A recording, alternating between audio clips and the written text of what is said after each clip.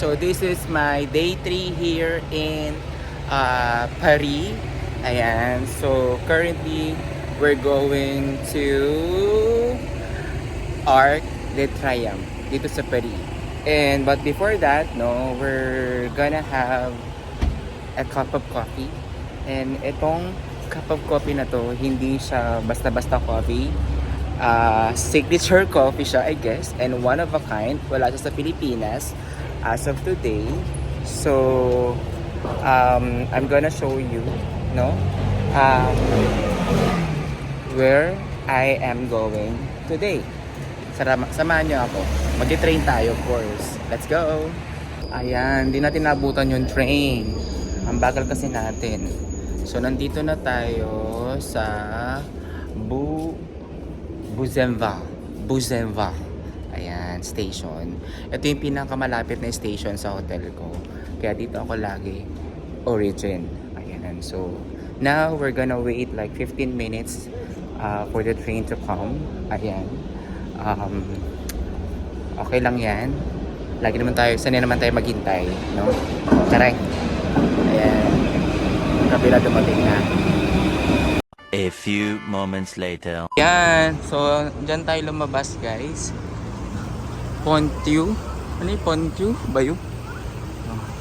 Yung bumungad sa atin. Mga luxury brands ata yung mga nandito. Yan. So, tawid tayo. Yan. Dito tayo sa So, dito pa lang entrance. Yan. So we're here na. Whew, so excited kasi I'm planning to go to any cafe of Louis Vuitton. Actually, the first time I saw this one was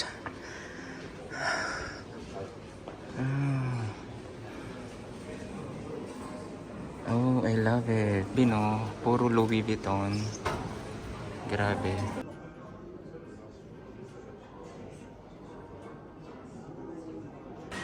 Finally, nakapag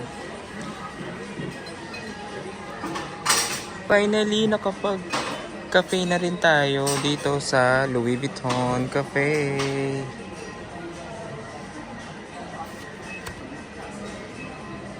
OMG. Okay, this is the first time visit. Ayan, so follow lang natin.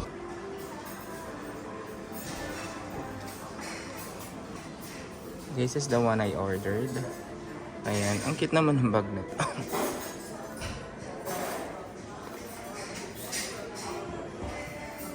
Finally, it's here! Oh my god. You have small gift, some hazelnut cookies. Alright, thank you. Oh my god. This is amazing.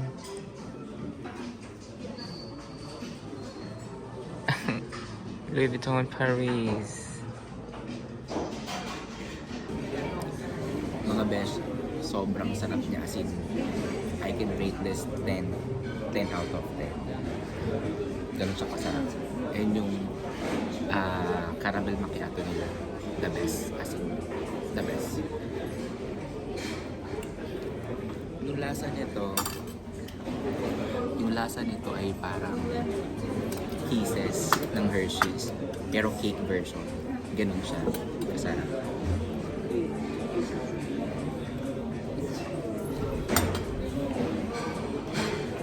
Kalimutan ko para saan.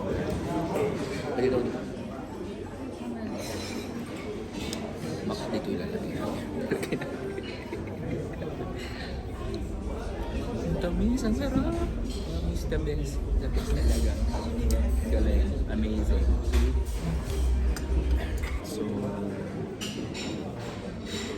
sobrang sarap niya, guys, to be honest. And hindi ko siya may kukumpara sa ibang cafe kasi nga one of a kind siya, to be honest. And I can say na 10 out of 10 yung grade ko dito.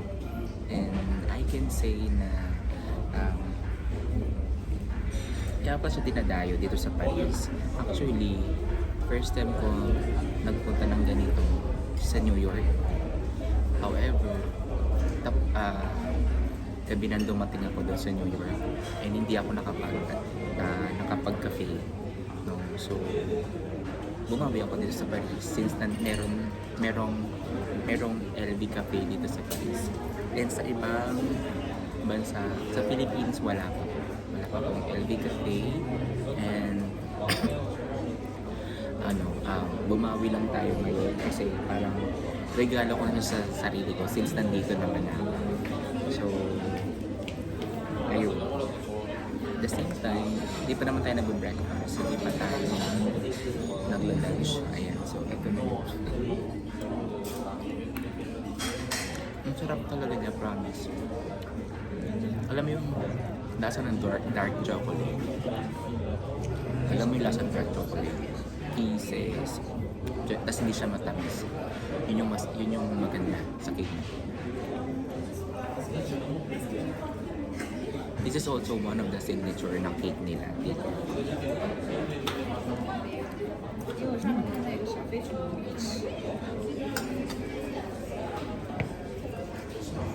So ayan mga beshi, tapos na tayong magkape dito sa Paris. Ayan, so as you can see naman sa aking kinakain, sobrang sarap niya. And hindi ko alam kung magkano yung bill ko, pero bahala na si Lord. Ayan, so ayun, so after nito pupunta tayo sa Arc de Triomphe kasi hindi pa tayo nakakapunta doon. And then I think yun yung last na nasa utak ko kung ano yung gagawin ko for today. Ayun, so samahan nyo ako after this. Okay? So this is the moment of truth. Tingnan natin kung magkano yung bill natin. Kinakabahan ako. Let's go. Ayan. So, ito yung bill natin. Chararan! Oh my God!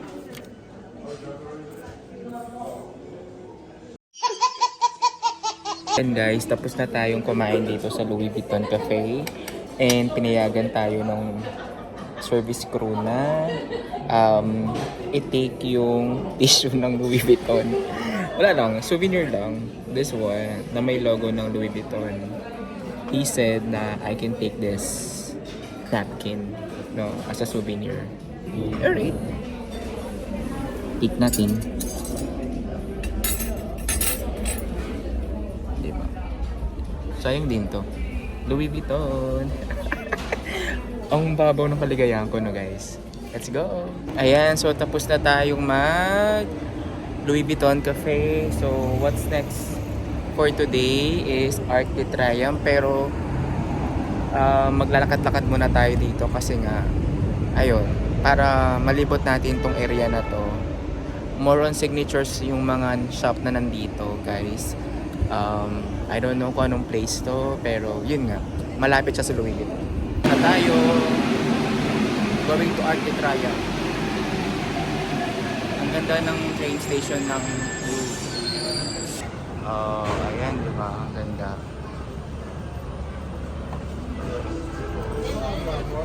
Besh, nandito na tayo sa Arc de Triomphe. Ang ganda niya in person. Ang laki Ayun pala yung Eiffel Tower, malapit lang.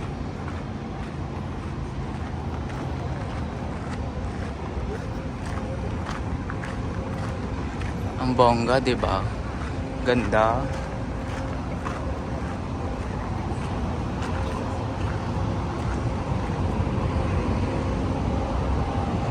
This is the best sunset, guys.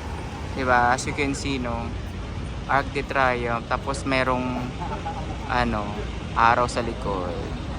Palubog na yung araw. Ang dami din nagpipicture. Ang ganda dito, no? Bongga.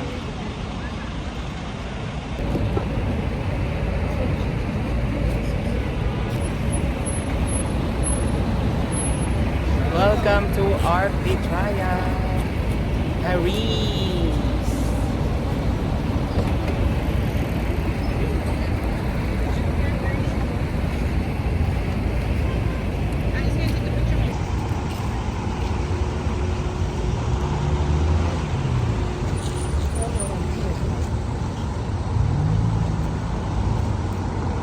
guys, kung gusto niyo pumunta ng tower, doon mismo sa tower, dito ka dadaan.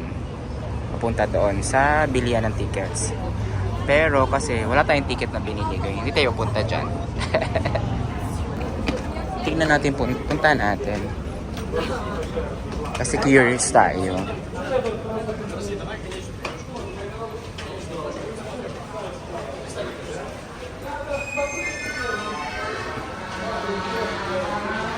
Ganda rito. So, this is the history ng Arc de Triomphe.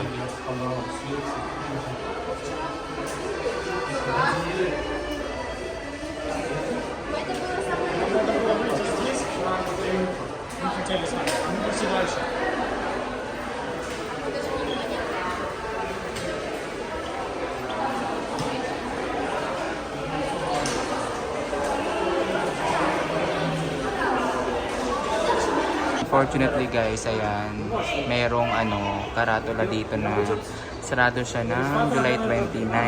Ayan o, kitang-kita naman. Ayan, so sorry, unfortunately, hindi tayo makakaakyat. Ayan, though gusto hindi natin naman pumunta.